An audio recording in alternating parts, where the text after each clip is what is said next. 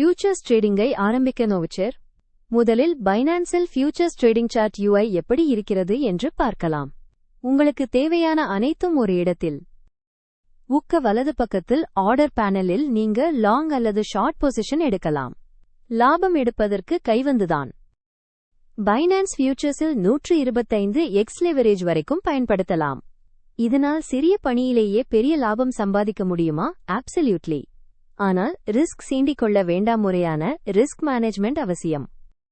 உண்மையான உதாரணம், ஒருவருடைய ஆர்க் ஃபியூச்சர்ஸ் பொசிஷன் 30 நிமிடங்களில் $4200 லாபம். இதுதான் பைனான்சில் ஃபியூச்சர்ஸ் ட்ரேடிங் சாகசம். மற்றொரு எடுத்துக்காட்டு, பிட்காயின் ஷார்ட் செய்து 358 விழுக்காடு ROI-யுடன் $11400 லாபம் எடுத்திருக்கிறார். ஒருவர் பைனான்ஸ் யூசர்.